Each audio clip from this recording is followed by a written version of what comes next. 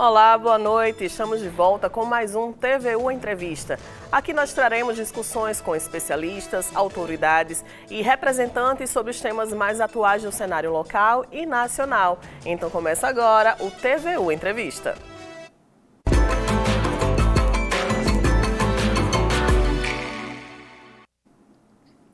O Instituto Federal do Rio Grande do Norte celebra em 2024 115 anos de uma trajetória marcada por tradição, transformação e inovação.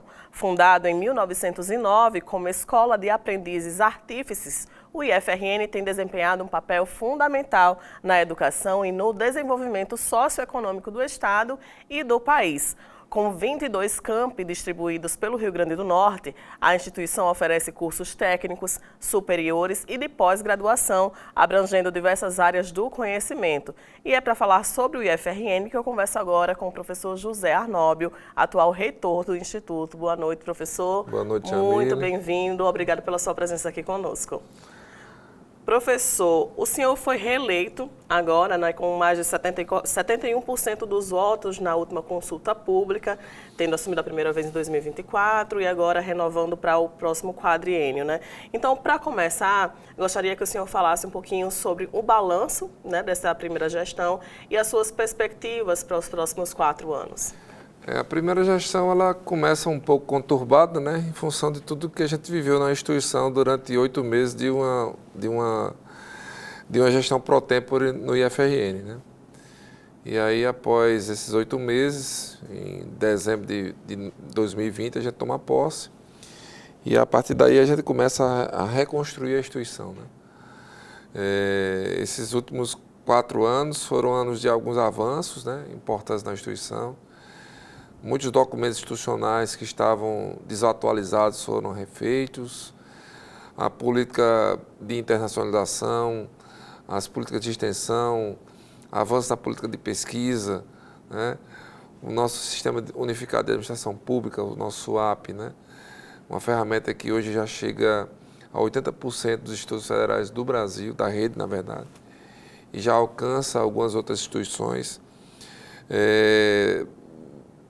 A gente vivia também um processo no meio da pandemia, né? E com isso, algumas ações que a gente efetivamente oferecia na instituição, tivemos um prejuízo muito grande em 21 e 22.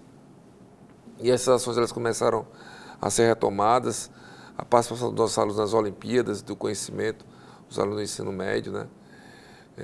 Então, o balanço que a gente faz desses primeiros 4 anos de instituição é que a gente, apesar de todas as dificuldades, né, de corte orçamentário, a gente conseguiu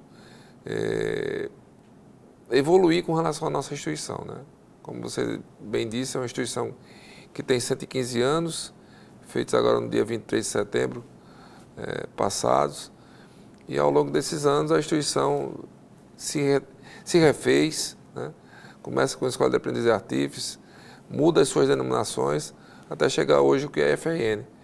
E o IFRN, ele tem, a partir de 2009, ele tem uma perspectiva diferente do que era a Escola Técnica e do que era a Cefet. As duas últimas denominações até chegar ao IFRN. Professor, e para os próximos 4 anos, né? Porque agora a grande expectativa é para a criação dos 9 campi. Como é que está esse processo de implantação? O que é que tem de expectativa mais? A gente tem... Eu tive no último sábado lá em Touros, né, um dos campi dessa expansão, o Marizal, Touros e São Miguel. O campus do Marizal, a gente já está no processo licitatório para ampliação do que hoje do que era IR, né, e passa a ser IFRN.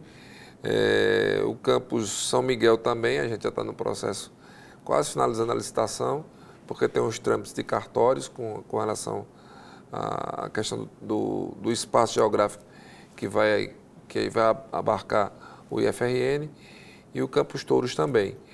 Então, a perspectiva é que a gente possa já, em 2025, oferecer algumas ofertas para que esses campos possam começar a ter vida, né? E a ideia é que, a partir de 2026, a gente comece a ofertar os primeiros cursos técnicos integrados para essas comunidades e, com isso, a gente impactar a comunidade local, né? Os municípios e os municípios circunvizinhos que estão ali no entorno, porque essa é uma prática do IFRN. Professor, e falando em impacto, né, do IFRN para o Estado, porque a gente sabe que tem um alcance gigantesco, até em áreas mais remotas, né, no interior do Estado. São vários campos espalhados, né, em todo o Rio Grande do Norte. E para além da educação, a gente sabe que o IFRN tem um impacto direto na economia. Né? Então, quais são esses impactos diretos na economia do Rio Grande do Norte? Você tem, por exemplo, nós temos os campi que já estão consolidados, né? São campos que têm cerca de 1.200 alunos. Quando você tem 1.200 alunos, você tem, primeiro, alguns desses alunos recebem bolsas de pesquisa, de extensão, recebem o que a gente chama bolsa PAF, né? Que é uma bolsa de formação profissional que eles têm na instituição. Com isso, você tem a necessidade de contratar mão de obra terceirizada, tem os professores e os técnicos administrativos que acabam convivendo nesses territórios, e com isso você modifica a economia local, né? Nos espaços que essas pessoas vivenciam. Além disso, hoje o IFRN ele atende a todos os municípios do Rio Grande do Norte. A gente tem alunos dos 167 municípios, além de alunos dos estados fronteiriços, né? Do Ceará e da Paraíba. Então isso gera um impacto do ponto de vista econômico muito grande na realidade social daquelas comunidades. Mas é muito mais do que isso, né? A gente, na hora que você tem um menino e uma menina que adentra na nossa instituição e acaba tendo a possibilidade de ter um ensino diferenciado, ele acaba mudando a sua realidade e isso impacta diretamente na realidade local e na realidade da família dessa pessoa. Então são muitas transformações que a instituição começa a alcançar através do impacto da pesquisa, do ensino e da extensão. E hoje a gente sabe que os estudantes entram no IFRN, podem entrar no ensino médio e para fazer uma graduação, uma pós-graduação. Como é que vocês têm tratado essa verticalização do ensino no Instituto? Eu digo que o modelo dos institutos federais, né, não é do IFRN, dos institutos federais, é um modelo único no mundo.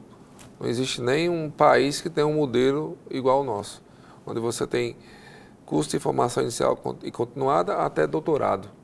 Não tem nenhuma instituição que tenha essa característica. Então, essa verticalização ela se dá da seguinte forma, né? Hoje mesmo eu vou participar de uma formatura, por exemplo, que tem uma aluna nossa que foi do integrado, que verticalizou para engenharia ambiental e sanitária, e como hoje no Instituto, na área dela, tem um curso na área de gestão ambiental, ela com certeza vai fazer esse mestrado de gestão ambiental. Então, uma menina que entrou na instituição com 14 anos, fez o seu ensino médio, passou os 5 anos da engenharia e agora tem a possibilidade imensa, né, até pelo potencial que ela tem, de fazer um mestrado na mesma área. Então, isso é um modelo que a gente não encontra, né, em país nenhum, e é um modelo que principalmente nos territórios onde você não tinha acesso ao ensino superior, isso faz uma diferença absurda nesses territórios, né? Em municípios que como é que eu podia pensar que em São Paulo do Potengi ia ter um curso superior, né? Lá em Nova Cruz ia ter a possibilidade de ter um curso superior. Então isso é uma mudança significativa naquela região. E isso é fazer a transformação social que o país tanto precisa, né? Paulo Freire dizia que a educação sozinha ela não muda a realidade, mas sem ela, essa realidade ela não pode ser modificada nunca, né? Então é mais ou menos isso o que o IFRN faz. Professor, e para além do ensino presencial, como é que vocês têm tratado o ensino à distância, né, o EAD? Nós hoje temos um campus, né, o campus Natal Zona Leste, que é um campus que tem oferta exclusivamente na educação à distância. E é um campus que dialoga com todo o território nacional. Esse é um campus que ele consegue sair desses 167 municípios, né? A gente tem ofertas das mais variadas ações hoje no campus Natal Zona Leste, que atende pessoas de outros estados. Claro que hoje, com o Enem, a gente tem alguns alunos que vêm fazer o ensino presencial, que são de outros estados. O campus Caicó, por exemplo, que tem um curso na área de moda, ele atrai muitos alunos de fora. Mas o campus Natal Zona Leste, por exemplo, ele tem essa perspectiva, né, de fazer com que você não atraia de outra forma, porque como você tem o ensino à distância, é algo que na instituição, lá no campus Zona Leste, já é uma prática que existe há mais de 20 anos, né? Ele se consolidou como esse campus, com essa perspectiva de ofertar educação à distância de qualidade. E com relação à internacionalização, né? A gente tem visto que é uma prática mais recente, mas que vocês estão investindo muito nesse projeto. A gente, nos últimos 4 anos, a gente modificou um pouco, né, do modelo da internacionalização. Mês passado, nós recebemos 9 alunos do Equador e essa semana a gente está mandando 8 alunos para o Equador, né? Então, hoje nós temos vários tipos de modalidade de internacionalização. Esses alunos daí vão passar 15 dias, mas a gente tem alunos que estão passando hoje um semestre. E quando eles retornam para a instituição, as disciplinas que eles cursaram, elas são validadas na instituição, que é um pouco diferente do modelo que existia do Ciências Sem Fronteiras, né? A gente fez uma modificação na instituição a partir do que a gente encontrou de dificuldades no modelo de Ciências Sem Fronteiras.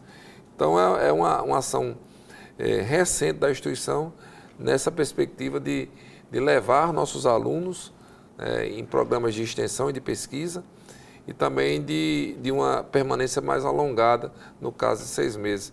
E a gente tem algumas experiências muito interessantes. Tem 2 alunos que terminaram o curso de Engenharia de Energias do Campus Natal Central que hoje são professores na Universidade do Uruguai. Então, se a gente não tivesse esse trabalho de fazer com que esses alunos pudessem ter a convivência naquela universidade, talvez isso não tivesse acontecido. Mas eu percebo que vocês têm criado um vínculo muito específico com alguns países, por Sim. exemplo, da África, da América do Isso. Sul, né? É algum projeto específico da gestão? Sim. A gente já tinha parcerias com a Europa, né? Mas a ideia é que a gente mudou um pouco esse foco nessa parceria Sul-Sul. Então a gente já investiu muito mais na América Latina, na África, e agora o grande desafio da gente é chegar na Ásia e na Oceania. Se bem que na Ásia a gente já tem alguns programas junto com a China, né?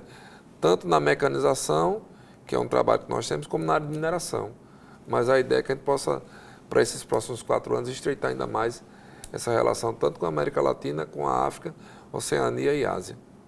E por falar em novidade, professor, a gente recebeu a notícia de que tem a implantação prevista de uma rádio do IFRN, Sim. né? Como é que está esse projeto? Foi uma ação que a gente fez junto à EBC, né, de captação de recursos. A ideia é que nossa ideia é que acredito que até no máximo fevereiro essa rádio deve estar funcionando na frequência 95.3, né? Essa rádio ela vai funcionar onde por algum tempo foi o prédio da TV Universitária, né, onde também foi o nosso campus Natal Cidade Alta. Os equipamentos já estão comprados. A gente também está uma interlocução aqui com a Universidade Federal para que a gente possa usar a antena, né? E acredito que até fevereiro a rádio está funcionando. Inicialmente a gente deve ser uma repetidora, mas a ideia é que a gente possa, já até o meio do ano, estar tendo programação local do IFRN também. E para fortalecer a comunicação da nossa instituição, que é importantíssima, né? Professor, e para 2025, né, o que é que o senhor deixa de recado para os alunos que já estão no Instituto e para os que vão entrar na instituição? É um ano extremamente desafiador, né? Primeiro que a gente tem a necessidade de recomposição de orçamento para a gente poder continuar a ofertar educação de qualidade. Mas a gestão tem feito ações nessa perspectiva, né?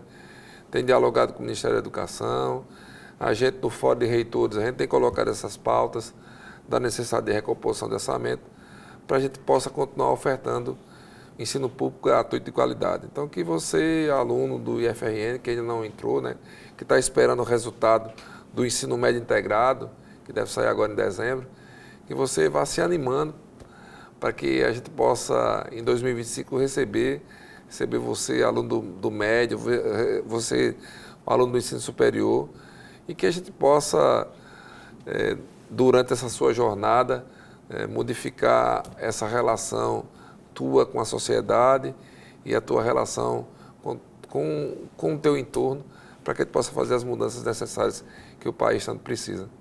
Professor José Arnóbio, reitor do Instituto Federal do Rio Grande do Norte, eu agradeço novamente a sua presença aqui conosco na TVU. Obrigado. O nosso quadro de entrevistas fica por aqui. Agradecemos novamente ao professor José Arnóbio pela participação. E lembramos que esse episódio ficará disponível na página da TVU no YouTube. Então, para vocês, um bom final de semana e até mais.